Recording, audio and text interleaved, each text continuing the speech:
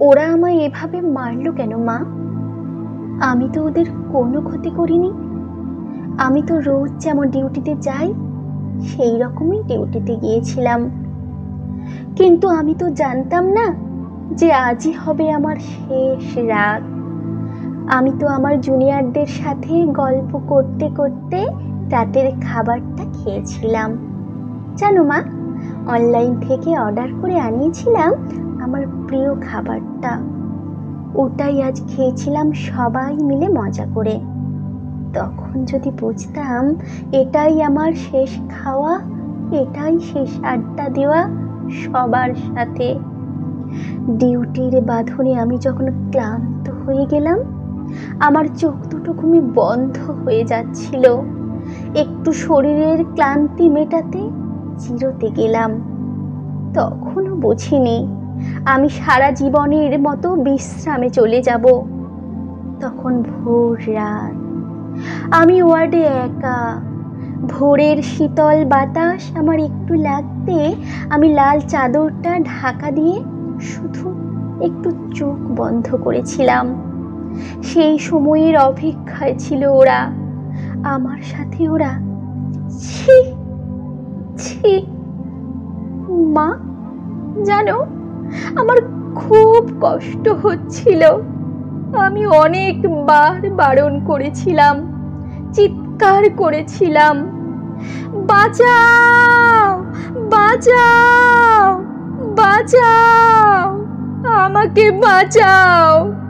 কিন্তু কেউ আমার চিৎকার আর্তনাদ শুনতে পায়নি।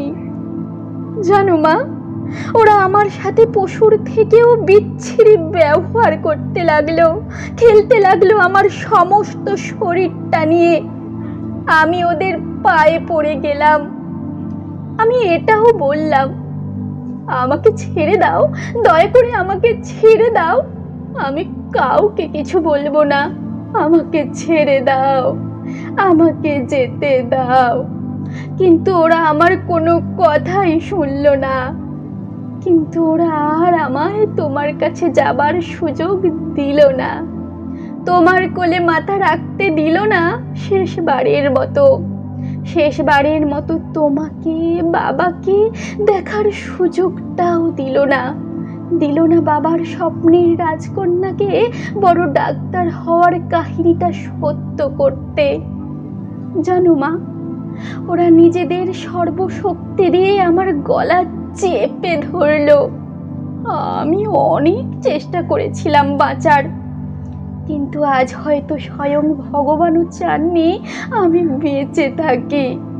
ওই পশুদের শক্তির কাছে আমি হার মেনে যাই।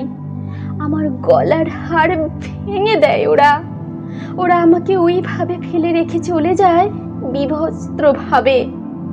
সকাল হতে সবাই আসে, কিন্তু এ কি, আমি কারোর সাথে কথা কেন বলতে পারছি না? তোমায় কতবার ডাকছি, তুমি শুনতে কেন পাচ্ছ না? মা, ও মা, মা গো, এই তো দেখো দেখো না, ও মা, মা গো, আমি তো এইখানেই আছি। তুমি কাঁদছো কেন?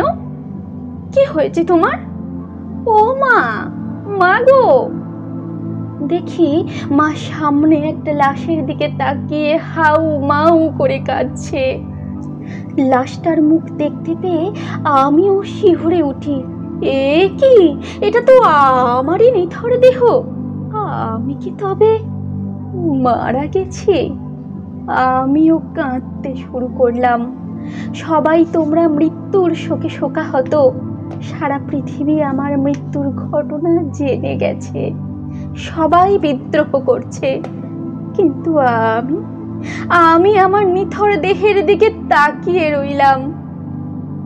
মা, আমার শেষটাও তো ভালো হতে পারতো বলো। দেখো ওরা আমার মুখের দেহের কি বিচ্ছিরি অবস্থা করেছে। দেখো, আমার চিৎকার করতে ইচ্ছে করছে, কিন্তু আমার আওয়াজ কেউ শুনতে পাচ্ছে না। আমি এতগুলো লোকের সামনে চিৎকার করছি, কিন্তু কেউ আমার চিৎকার শুনতে পাচ্ছে না। কেউ না, কেউ